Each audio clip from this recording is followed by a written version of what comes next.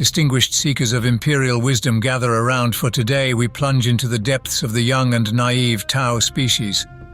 In our quest for enlightenment, we must peel back the layers of these Xenos and dissect their history, psyche, and ambitions. Behold, the Tao meticulously structured society, and their everyday life is woven into their advanced technology. A civilization by a creed, a dogma, dubbed the greater good. This edict trumpets the notion that the path to enlightenment wins through the collective, demanding that the greater mass take precedence over the whims of the individual. A cosmic-scale utilitarianism, if you will. This guiding light fuels their yearning for expansion, their desire to unite all intelligences under their colorful banner in the name of harmony and the greater good. Xenomagi and Mechanicus Magos have regarded the Tao's technology with awe and disgust. Their glittering arsenal, a cacophony of edges, weapons that belch searing energy, and suits of war that epitomize their sophistication in the face of savagery. But compatriots, do not be dazzled by the shine of their silver. The Tao wield a weapon even mightier than the blasters they brandish, an art form in itself, that of diplomacy. They have taken disparate races, strangers in an even stranger universe. With them, they weave a patchwork of their new empires, humans among them. But in our unrelenting pursuit of knowledge, let us tread with care. Bitterness lingers within the sweet, honeyed words of the greater good. Some among us harbor doubts, fearing this banner may mask shadows or secret motives, and even perhaps a nightmarish longing for cultural assimilation. So, as I unravel the Tao's tale, dear listeners, let us proceed with both minds curious and wary. Around 6,000 years ago, in the 35th millennia, an Adeptus Mechanicus explorator fleet happened upon the distant world of the Tao. Back then they were naught but primitive, living in a stone age, their mastery of fire a spark just kindled. In this chance encounter, the world marked for colonization was an afterthought that would be processed through the administratum's long records. Oh, but heed the reports, for they tell a tale tinged with awe and unease. Since that moment of inception, the Tao has unfurled and blossomed into a force that sails amongst the stars. Yet, dear listener, the curtain veils the exact timing and the intricacy of their ascension, trapped in a web of fractured truths and half-whispered myths. Their ascent, it must be said, is both a breathtaking marvel and an unsettling dilemma. Yet before the grand spectacle of the Tao Empire, their existence was strife-ridden, a tumultuous period penned as the Montao. According to Xenomagi, the tales that drift through the ages speak of Firton, the city that stood as the bastion against the onslaught of Tao from the plains. It was the struggle for survival, of disease and hunger. This is where the first ethereals appeared, the now leaders of the Tao in that time. They were diplomats. These figures held an enigmatic charisma that left even the most blooded and battle-hardened soldier pondering a different path. It was their aura, with their guidance. They coaxed the other clans of Tao toward their own magnum opus, their collective hymn, the greater good. In the following millennia, the Tao Empire swelled, becoming an interstellar dominion that touched the stars. They embraced the cold gleam of technology, wove alliances as intricate as spider silk, and embraced beings from realms unknown. And guiding it all, the ethereals, a presence at the apex, wielding an authority so complete it left room for naught but loyalty, unconditional and unchallenged. Now a dominant force within the Ultima Segmentum, they have emerged 6,000 years from their primordial soup to craft an empire from nothing. The greater good. It's more than just words. It's the backbone of their existence, the air they breathe, and the reason they march forward, united. But what exactly is this philosophy, this greater good? In their tongue they call it Tauva. It's not just a lofty ideal, it's a philosophy etched deep, the pursuit of good, the chase after a better life for the many. Picture a world where personal wants and desires are cast aside. Many within the Tao set aside their own needs, all for the sake of that greater good. They stand tall, declaring that self-awareness brings a duty, an obligation, to uplift others, to ensure their welfare, and to let the galaxy bask in prosperity. This philosophy underpins every aspect of Tao society, from their caste system to their military strategies and diplomatic endeavors. The Tao Empire is divided into a rigid caste system, with each caste dedicated to specific roles and responsibilities that best serve the collective. The Fire caste serves as the military arm, the Earth caste as engineers and laborers, the Air caste as pilots and navigators, and the Water caste as diplomats and traders. Each caste works in harmony, believing their contributions are vital to the greater good of their society. Unlike the often authoritarian and rigidity of the Imperium, the Tao advocate for unity and cooperation among different species. They are known to incorporate other races into their empire, not through forceful subjugation but through diplomatic means, convincing them of the benefits of joining in their vision of the greater good. This approach has allowed the Tao to expand their influence without the need for extensive military conquests. However, it is crucial to understand that Tao's vision of the greater good is not without its darker aspects. Individual freedoms and personal desires are often suppressed for the sake of societal harmony and progress. Dissenters and those who oppose the greater good's principles are re-educated or, in some cases, harshly dealt with. This reveals a tyrannical aspect under the guise of benevolence.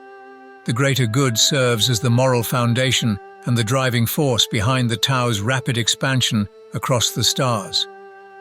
But this expansion, often portrayed by the Tao as a peaceful integration of willing participants, carries undertones of imperialism and conquest.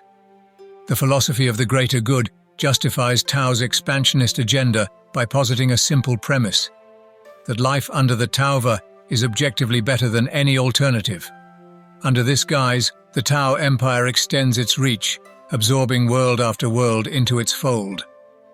While the Tao often prefers diplomacy and negotiation, offering technology, protection, and a place within their societal structure, their approach is not without coercion. When a world or civilization refuses to join the Tao Empire, the response is often military intervention. The Tao's advanced weaponry and tactics make them formidable opponents. While they may strive to minimize casualties, the end goal remains the conquest and assimilation of those who stand against them. This approach reveals the inherent contradiction within the greater good, the pursuit of a harmonious galaxy achieved through the suppression of dissent and the imposition of Tao rule. Furthermore, the greater good necessitates a certain level of conformity among the populations of the Tao Empire. While there is a degree of tolerance for cultural diversity, all must ultimately serve the Taover. The greater good represents the ethereal's vision of achieving universal prosperity and peace through the collaborative efforts of all Tao and those sentient beings who embrace it.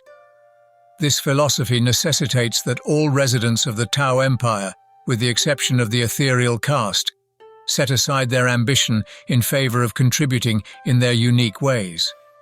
The ethereals are not psychic overlords, but rather the Tao caste, entrusted with the responsibilities of leadership and coordination in a diverse and harmonious society, all in pursuit of the greater good.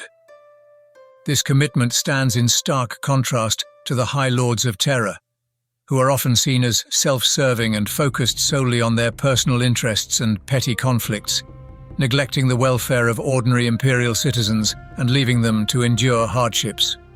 Many have embraced the greater good today to escape the hardships associated with the Imperium of man and the dangers of warp heresy.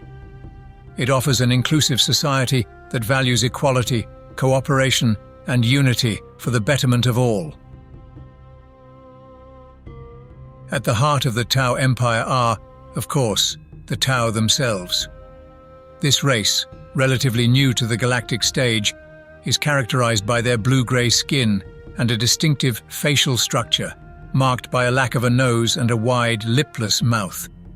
The Tau are divided into castes, each dedicated to specific societal roles. The Tau, unlike many other galactic powers, has grown through the expansion of its founding race and the incorporation of various other species, each contributing uniquely to the overarching philosophy of the greater good. The initial contact between the Tau and the Kroot was marked by the Tau's recognition of the Kroot's potential as soldiers and members of the greater good. The Tau, with their philosophy of incorporating the strengths of diverse species towards a common goal, offered the Kroot a place within their growing empire. For the Kroot, the Alliance presented an opportunity to gain access to advanced technology and new hunting grounds, allowing them to further their evolutionary advancement. However, this relationship is far from the idyllic partnership that the Tau propaganda would suggest. The Kroot maintain a level of autonomy uncommon among the species of the Tau Empire, often selling their services to the highest bidder, including factions opposed to the Tau. This mercenary nature of the Kroot serves as a reminder that their allegiance to the greater good is one of convenience and mutual benefit rather than ideological commitment. The Kroot's role within the Tau military strategy cannot be overstated. They serve as the eyes and ears of the Tau ground forces, excelling in reconnaissance and guerrilla warfare, which complements the Tau's preference for ranged combat and technologically driven warfare.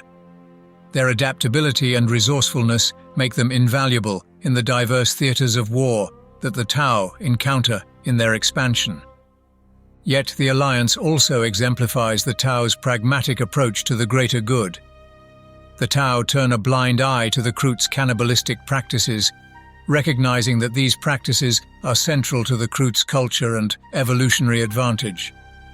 Next, we encounter the Vespid, an insectoid species native to the gas giant of Vespid. These beings are characterized by their natural ability to fly and their inherent understanding of the crystalline technology that forms their distinct weaponry. The Vespid, known as the Stingwings for their potent neutron blasters, offer the Tau forces high mobility and hard-hitting firepower, particularly useful in environments that are inhospitable to others. Characterized by their chitinous exoskeletons, membranous wings, and highly developed social structure, the Vespid present an appearance as alien to us as their concepts of society and communication. Their natural ability to fly and their use of sophisticated crystal-based technology mark them as unique among the known species of the galaxy. In service to the Tau Empire, the Vespid have become one of the key auxiliary forces within their military. Their natural agility makes them invaluable shock troops that can be deployed to turn the tide of battle, particularly in environments that would challenge more conventional forces. The Vespid's ability to strike swiftly and unexpectedly, combined with their loyalty, some of the Mechanicus have surmised that the communion helms that the Vespid wear is not just for communication, but for mind control as well. In addition to these well-known allies, the Tau have also incorporated several other species, among them humanity, collectively referred to as the Guevesa. This term primarily applies to human defectors from the Imperium who have chosen to align themselves with the Tau.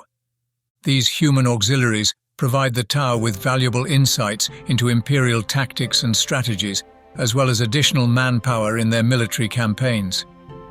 Another intriguing inclusion is the Nikasar, a psychic race whose abilities starkly contrast with the Tau's general avoidance of warp-related powers.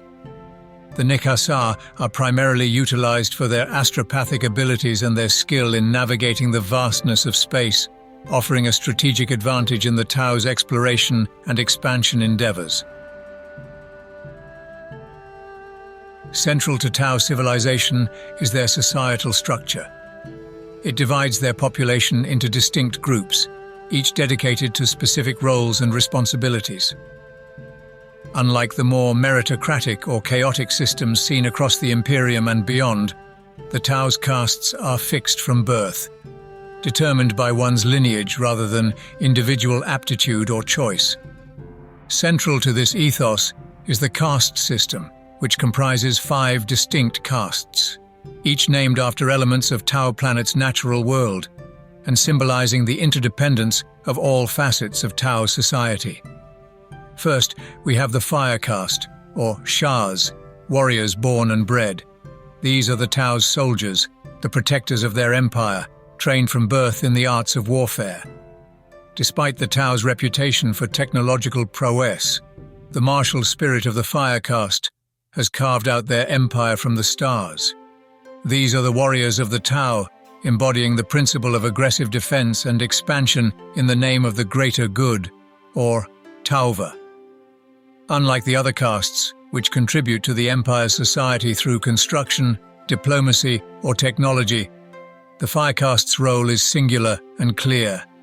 They are the sword and shield of the Tau, defenders of their territories and conquerors of new ones. Born into the role of soldiers, members of the Fire Caste undergo rigorous training from a young age. Their upbringing is centered around martial discipline, strategy, and the mastery of advanced weaponry. This singular focus on military excellence ensures that even the lowest-ranking fire warrior is a formidable battlefield opponent capable of operating the highly advanced armaments that are the hallmark of Tau warfare. The Tau's approach to combat is reflective of their overall philosophy. They prefer precision strikes and ranged engagements over the brutal melee combat favored by some of the galaxy's other martial cultures. The Fire Caste utilizes highly mobile warfare, employing advanced battlesuits and drones to maintain a tactical advantage. Their strategies often revolve around the concept of Kauyon and Montka, the patient hunter and the killing blow, respectively, demonstrating their preference for cunning and strategy over sheer force. Despite their technological prowess, it is critical to understand that the Fire Caste's strength is not merely in their weapons, but in their dedication to the greater good. This ideological commitment ensures discipline and unity, rare among the galaxy's warriors. Each battle is fought not for personal glory or conquest, but for the expansion and security of the Tau Empire and the ideals it represents. Yet for all their discipline and advanced technology, the Fire Caste is not invincible. Their reliance on ranged combat can be a weakness in close quarters, and more ruthless foes can sometimes exploit their commitment to the greater good. Furthermore, their relative lack of psychic abilities places them at a disadvantage against forces that wield the warp as a weapon. Next is the Earth Caste, or Theo, the builders and engineers, the heart of the Tau's technological supremacy. The Earth Caste constructs the cities, crafts the weapons, and develops the technologies that sustain Tau society and its expansion across the stars. The Earth Caste is responsible for the remarkable architecture that characterizes Tau settlements, from towering cities on their home planet to the furthest outposts of their empire. Their structures are functional and reflect the Tau's elegant aesthetic sensibilities, seamlessly blending form and function. The Earth Caste terraforms barren worlds, making them habitable for the Tau and other species within the Empire, thus playing a crucial role in the Tau's expansionist policies under the banner of the greater good. In the realm of technology, the Earth Caste's contributions are unparalleled. They design and manufacture advanced weaponry and battlesuits that give the Fire Caste its edge in combat.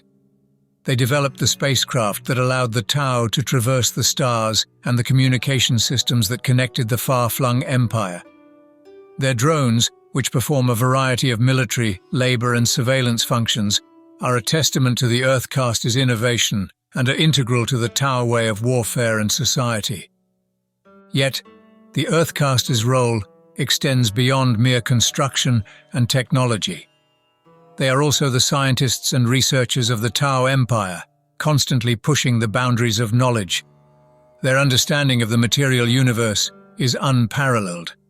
However, it is worth noting that their focus on tangible science has led to a certain disregard for the psychic and metaphysical phenomena prevalent in the wider galaxy. The Earth Caste's dedication to the principle of the greater good is evident in their approach to their work. They labor not for personal glory or wealth, but for the advancement of the Tau Empire and the welfare of its citizens. The water caste, or poor, serves as diplomats and traders, the voice of the Tau Empire. Through the efforts of the water caste, the Tau assimilate new species into their empire, not through conquest alone, but through negotiation, persuasion, and the propagation of the greater good. Their role is as fluid as the element they are named for, adapting to the moment's needs, whether negotiating alliances, establishing trade routes, or spreading the word of the greater good. In a galaxy rife with conflict and misunderstanding, the water caste is the voice of reason and persuasion, a beacon of the Tau's peaceful intentions amidst the din of war. Physiologically, members of the water caste are distinct, with features and mannerisms evolved for the subtle art of diplomacy. They possess an innate ability to mimic and adapt to other species' body language and vocal intonations. This talent serves them well in their mission to bridge cultures and worlds. Through their efforts, the Tau Empire has forged alliances with multiple species, integrating them into the Tau society. These alliances have expanded the Empire's influence far beyond what could have been achieved through conquest alone. The water caste navigates the complex interstellar politics with grace and efficiency that is the envy of other races, leveraging trade, diplomacy, and the sharing of technology to win hearts and minds. The air caste, or core, are the pilots and navigators, masters of the skies and space. Born with lighter bones and a slighter build suited to the rigors of space travel, the air caste controls the Tau fleets, exploring new worlds and ensuring the connectivity of their empire. Historically, the air caste were the Tau's winged messengers, soaring across their homeworld's skies, facilitating communication between far-flung settlements. However, as the Tau progressed and their technology evolved, the physical form of the air caste adapted to their new roles. Their limbs lengthened and their bone structure became lighter, making them uniquely suited to life in low-gravity environments. This evolutionary path reflects Tau's ability to adapt to societal adaptation towards one's role, a concept alien to many in the galaxy. In the present day, the air caste pilots the spacecraft that is the backbone of the Tau's exploratory and military expeditions. They navigate the void with precision and grace, embodying the Tau's forward-looking vision and their relentless pursuit of the greater good beyond the confines of their star systems. Their fleets are not just vessels of war. They are the bearers of the Tau's message, how the Tau extends their hand in diplomacy or, when necessary, project their power. They are the linchpins of the Tau's interstellar communications, operating the networks that bind the Empire together across the light years. Without their vigilance, the Tau's far-flung colonies and outposts would be isolated islands adrift in the dark sea of space, vulnerable to the myriad threats that lurk in the void. Lastly, the ethereal caste, or Aun, stands apart. These are the leaders of the Tau, the spiritual and political guides. It is said that the ethereals were instrumental in uniting the Tau under the banner of the greater good, and they maintain their position through a combination of reverence and an innate, though little understood, ability to influence the other castes. Physically, ethereals are distinct from their Tau brethren, not just in their bearing and demeanor but also in subtle physiological markers, such as a diamond-shaped organ embedded in their foreheads. This organ, rumored to be the source of their persuasive abilities, allows them to exert an almost supernatural influence over other Tau, ensuring their commands are followed without hesitation. The role of the ethereals within Tau society cannot be overstated. They are the keepers of the philosophy of the greater good, the spiritual leaders who interpret its tenets and ensure its adherence. Their decisions shape the Tau's expansionist policies, diplomatic endeavors, and military strategies. They walk a path laid out by the greater good, guiding their people towards what they believe to be a utopian future for all races willing to embrace their ideals. The ethereal's influence extends beyond the governance of their own people. Through the water caste, they engage in diplomacy with other species, offering a place within the Tau Empire to those who would join their cause. Yet, their benevolent exterior masks a will of iron and a determination to see the greater good prevail, by peaceful means if possible, but by force if necessary. The presence of the ethereals raises many questions. How do they maintain such unwavering loyalty among the Tau? What is the true nature of their control? And perhaps most importantly, what are their ultimate aims? Despite these questions, one thing is clear. The ethereals are the linchpin of the Tau Empire, the architects of its past successes and the stewards of its future. The Tau caste system may appear restrictive or even oppressive to an outsider. Yet, it is crucial to understand that within the context of Tau society and the philosophy of the greater good, the caste system is not merely accepted but embraced as the foundation of their success. Each Tau is born into a role that serves the greater whole and finds purpose and fulfillment in fulfilling this role. Tau technology is a unique and advanced form of scientific achievement that sets the Tau Empire apart from other factions in the galaxy. Rooted in the principles of efficiency, coordination, and progress, Tau technology embodies the ideology of the greater good and serves as a crucial tool for the expansion and development of the Tau Empire. The Tau Empire's technological advancements are primarily attributed to the Earth caste, the caste responsible for scientific research, engineering, and innovation. Under the guidance of the ethereal caste, the Earth caste tirelessly works to improve and develop new technologies that benefit the Empire as a whole. One of the notable aspects of Tau technology is its focus on integration and synergy. Different technological systems are designed to work harmoniously, creating a seamless and coordinated network of tools and assets. This integration is most evident in the Tau battlesuits, which combine advanced armor, weapons, and support systems to create versatile and formidable combat units.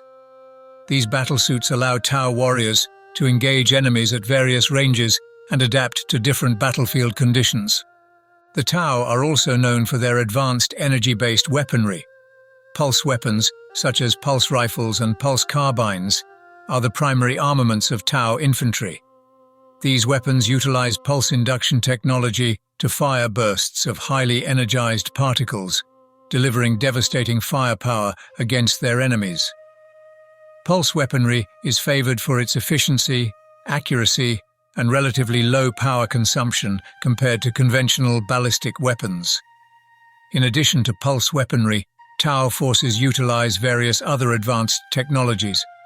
Railguns, known as rail rifles or railgun arrays, provide long-range firepower capable of penetrating heavy armor. Fusion blasters harness the power of nuclear fusion to generate concentrated energy blasts, which is ideal for dealing with armored targets. Marker lights are advanced targeting systems that paint targets with precision, enhancing the accuracy and effectiveness of Tau firepower. Tau vehicles also incorporate cutting-edge technology. Hammerhead gunships with powerful railguns and missile pods serve as long-range fire support platforms. Devilfish troop carriers provide rapid deployment of Tau infantry while offering protective armored transport.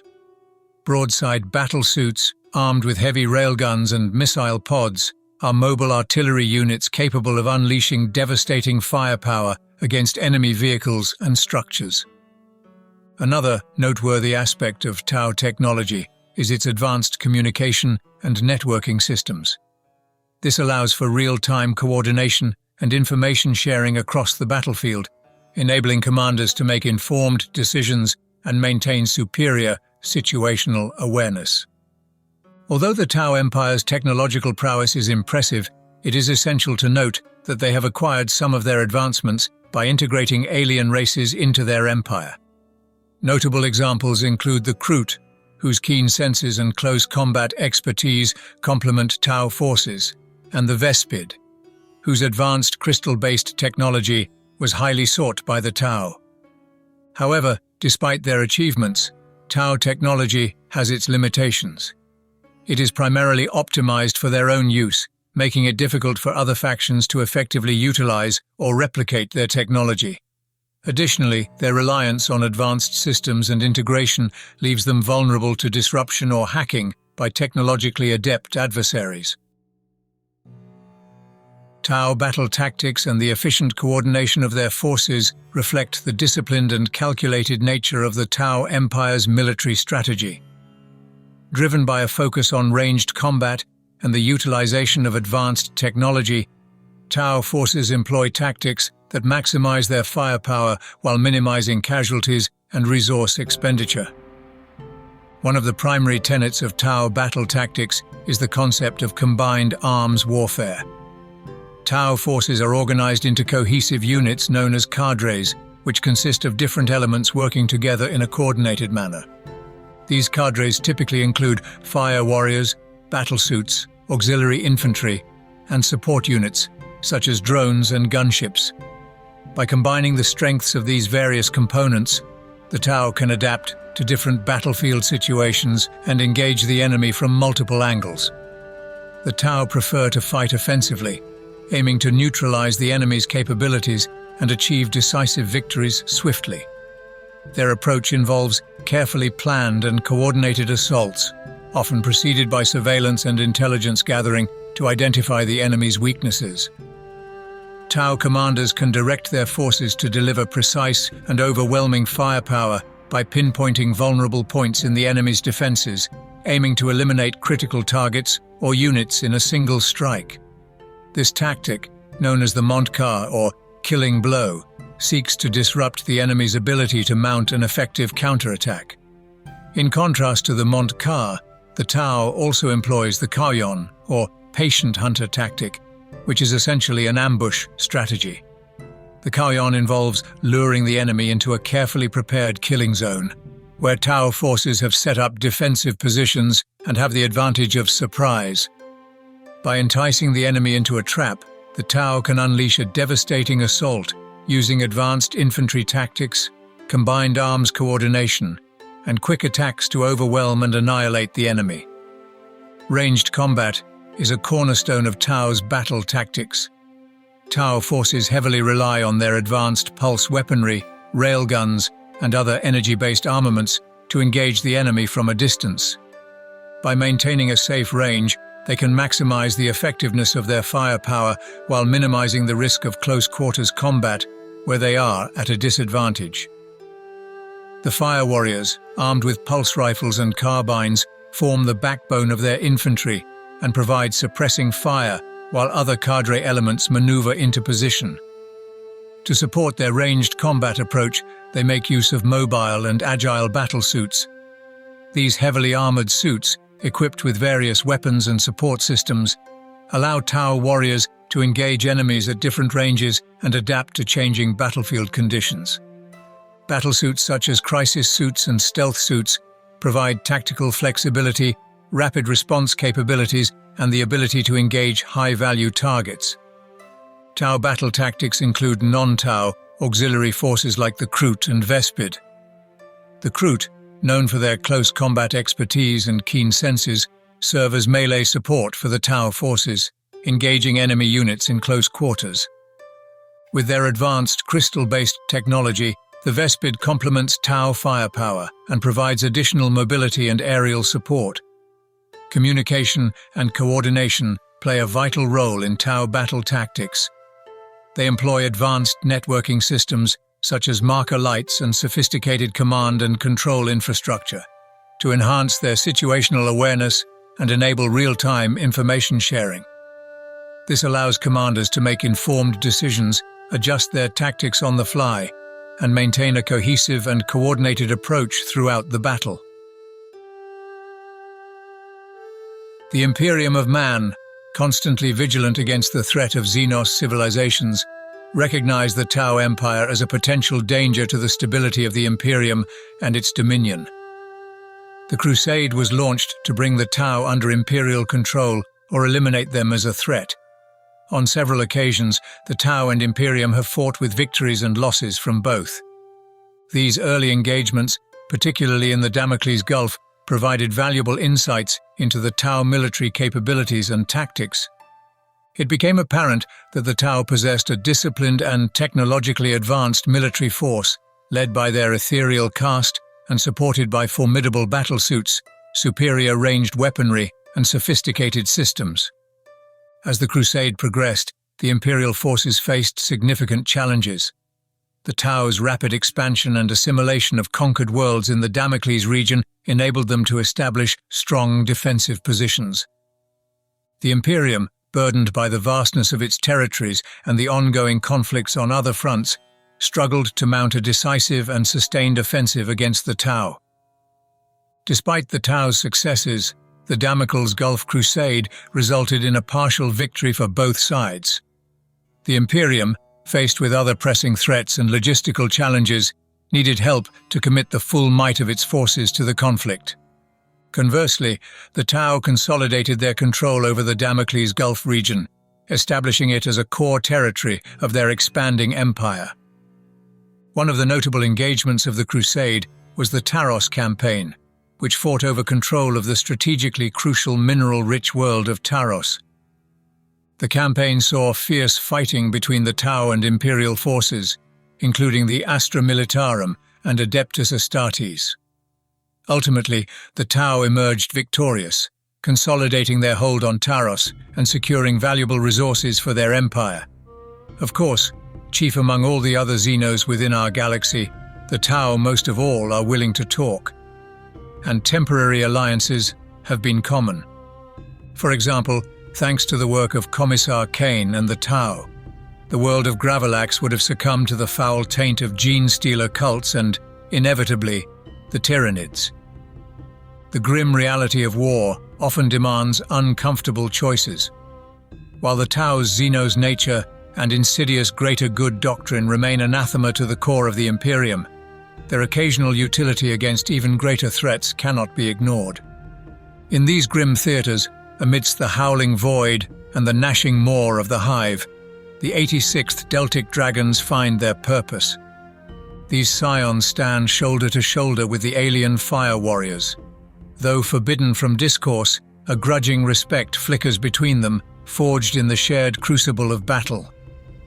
The Tau's focus on ranged engagement complements the scions' lightning-fast strikes, yet let us not mistake necessity for acceptance. The Ordo Tempestus watches with unblinking eyes, ever vigilant against the insidious whispers of cooperation, the seductive lure of shared victory. The bond between these unlikely allies remains a tool, a temporary measure against a larger foe. For when the immediate threat subsides, the true enemy remains. The Tau's insidious ideology cannot be allowed to fester. Their greater good is a poison cloaked in progress, a threat to the very essence of humanity. We must remember this truth, even as we acknowledge the Scions' grim service. Their sacrifice, purchased in the blood of both man and Xenos, serves only as a stark reminder. Vigilance is the eternal duty of the Imperium. With its burgeoning tide of technological innovation, its beguiling message of unity, and its naive optimism for a shared future, the Tau Empire has captivated our minds and challenged our preconceptions. But let us not be swayed by the saccharine pronouncements of the greater good. Let us peel back the rose-tinted lens and peer into the churning undercurrents of this alien society. We see, beneath the veneer of unity, a rigid caste system where individuality is subsumed for the sake of the collective. Within their vaunted technological marvels, we witness a cold efficiency, a ruthless pragmatism that chills the soul. And we see, behind their honeyed words of peace, an insatiable hunger for expansion, a relentless drive to assimilate all they encounter. The Tau paint themselves as liberators, but their liberation comes at a cost. It is the cost of surrendering your identity, traditions, and soul to the cold embrace of the greater good. Is this a future we can countenance? Can we, the bastions of the Imperium, the custodians of humanity's diverse spirit, ever reconcile ourselves with such a soulless utopia? In concluding our examination of the Tao Empire, let us reflect on the broader implications of their rise. They are a reminder that in our endless struggle for survival, alternatives exist to the path of eternal war. A reminder swiftly tempered by the recognition that such ideals often clash violently with the entrenched beliefs and power structures of our galaxy. As scholars and citizens of the Imperium, we must remain vigilant, to question and learn, even from those we deem our adversaries. In understanding the Tao, we gain insight into a potential threat and the diverse tapestry of life that thrives in the darkness of the void. The Tao Empire, for all its ambitions and flaws, is but one actor on the galactic stage, a stage upon which the drama of the universe unfolds in all its tragic and triumphant complexity. Let us carry forward the lessons learned, not in fear or disdain, but with the resolve to face the future, whatever it may hold, armed with knowledge and an unwavering commitment to the survival and supremacy of humanity. In the end, our faith in the Emperor and in the indomitable spirit of mankind will guide us through the darkest nights to the dawn of a new era.